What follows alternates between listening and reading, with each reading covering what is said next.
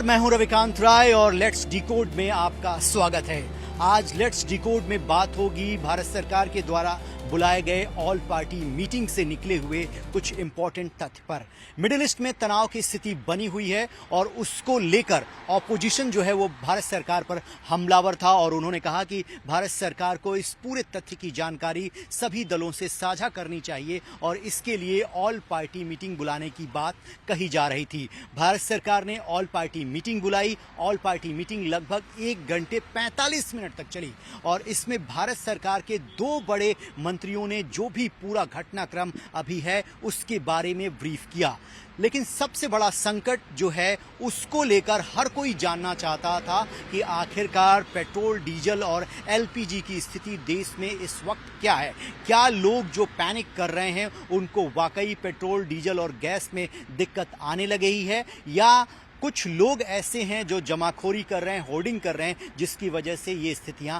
बनी हुई हैं। भारत सरकार के जो पेट्रोलियम मिनिस्टर हैं हरदीप पुरी ने इस बात को ऑल पार्टी मीटिंग के अंतर्गत सबके सामने रखा और सरकार ने एक बार फिर इंश्योर किया और भारत की जनता को ये बताया कि भारत के पास पर्याप्त डीजल, पेट्रोल और एलपीजी का स्टॉक मौजूद है, इसीलिए देश में किसी को भी घबराने की कोई ज़रूरत नहीं है। वर्तमान में जो परिस्थितियां बनी हुई हैं उसमें स्ट्रेट ऑफ हॉर्मुज में जो भारत के एलपीजी के या ऑयल टैंकर जो हैं वो फंसे हुए हैं, इस बात को मंत्री ने ऑन रिकॉर्ड स्वीकार किया। लेकिन अगले 2 से 3 दिनों में 4 बड़े ऑयल टैंकर और एलपीजी के जो टैंकर हैं वो इंडिया पहुंच सकते हैं, इस बात की जानकारी भी ऑल पार्टी मीटिंग के अंतर्गत दी गई है। इसके साथ ही जो भारत में जो हमारी रिफाइनरी हैं उनको कहा गया है कि आप एलपीजी का जो प्रोडक्शन है वो बढ़ा दीजिए और 28 फरवरी से लेकर अब तक 60% जो है एलपीजी का जो प्रोडक्शन है वो बढ़ाया गया है।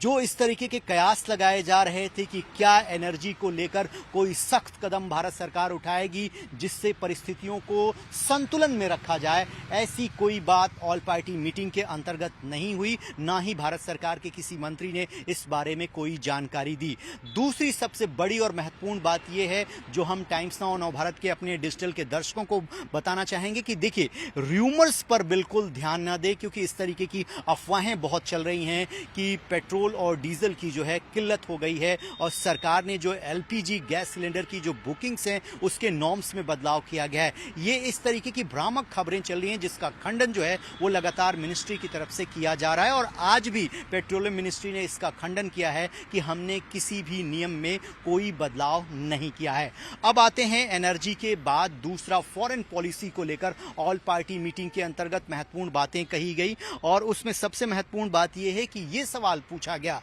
कि जो ईरान, इजराइल और अमेरिका के बीच में ऑनगोइंग कॉन्फ्लिक्ट है, जो वॉर चल रहा है, उसमें पाकिस्तान जो है मध्यस्थता की बात कह रहा है, ये भारत के लिए कितना जो है, भारत की फॉरेन पॉलिसी के लिए कितना चिंताजनक बात है। इसको लेकर विदेश मंत्री एस जयशंकर ने 2 टूक जॉन ब्रिटास ने ये सवाल ऑल पार्टी मीटिंग के अंतर्गत पूछा था, जिसको लेकर विदेश मंत्री एस जयशंकर ने साफ साफ कह दिया कि 1981 से यूएस जो है अपने इंटरेस्ट यानी हित को साधने के लिए पाकिस्तान का इस्तेमाल करता आया है, लेकिन हम एक सॉवरेन कंट्री हैं, हमारी फॉरेन पॉलिसी है, वी आर नॉट दलाल नेशन। ये एग्जैक्ट वर्ड थे फॉरेन मिनिस्टर के, हम दलाल नेशन नहीं है। पाकिस्तान जो है अपने हितों को साधने के लिए 1981 से यूएस के हित में काम करता और उनके लिए तमाम जो है मीडिएशन जो है वो करता आया है और वो आज भी कर रहा है। ऑल पार्टी मीटिंग खत्म होने के बाद अब सवाल ये उठ रहा है कि ऑपोजिशन की जो पार्टियां हैं वो कह रही हैं कि जो बातें सरकार सामने रख रही है उससे परिदृश्य जो है कुछ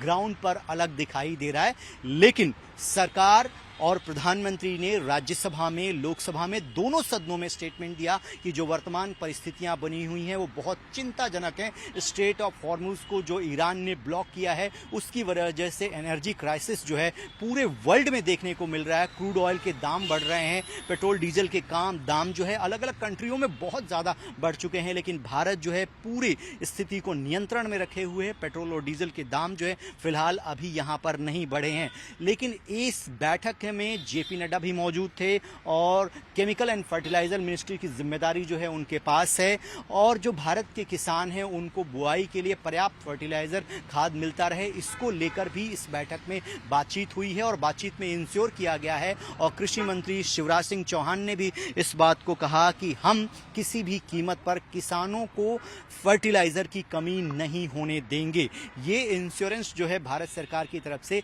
लगातार दिया जा रहा है। अब कांग्रेस पार्टी, समाजवादी पार्टी और टीएमसी ने तो ऑल पार्टी मीटिंग का बहिष्कार ही कर दिया। उनका ये कहना है कि जो बातें सरकार ने ऑल पार्टी मीटिंग के अंतर्गत कही, इस बात को लेकर सदन के अंदर विस्तृत 193 के तहत चर्चा होनी चाहिए, यानी चर्चा की डिमांड की जा रही है। बहुत सारी बातें इस ऑल पार्टी मीटिंग के अंतर्गत जो है ऑपोजिशन के जो मेंबर्स थे उन्होंने सरकार के दोनों मंत्रियों से पूछे और उसका जवाब जो है सरकार की तरफ से दिया गया। सरकार बार बार इस बात को कह रही है कि परिस्थितियां विकट हैं और इस विकट परिस्थिति में प्रधानमंत्री ने संसद के दोनों सदनों में कहा है कि हमें एक टीम के रूप में, टीम इंडिया के रूप में काम करना होगा। जो ऑपोजिशन स्टेट्स हैं उनके साथ भारतीय जनता पार्टी के जो स्टेट हैं, रूलिंग स्टेट हैं बीजेपी के, प्रधानमंत्री कह रहे हैं कि भारत सरकार जो है लगातार उनके संपर्क में है, उनसे बातचीत की जा रही है और जो एलपीजी सिलेंडर की कालाबाजारी करते हैं, होर्डिंग करते हैं, उनके खिलाफ सख्त से सख्त कार्रवाई की जाएगी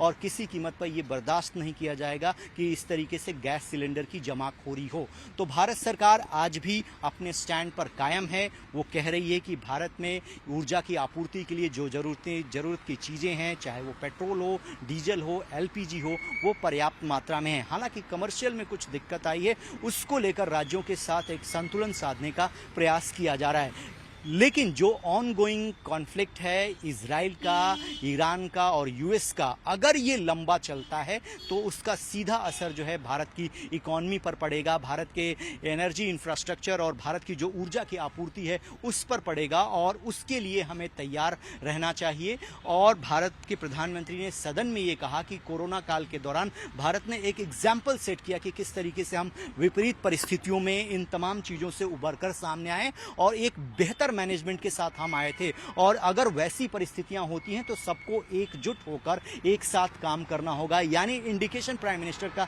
यह है कि हर परिस्थिति से निपटने के लिए भारत सरकार तैयार है। ऐसे में जनता का सपोर्ट जो है वो भारत सरकार को चाहिए अगर ये वॉर लंबा चलता है तो।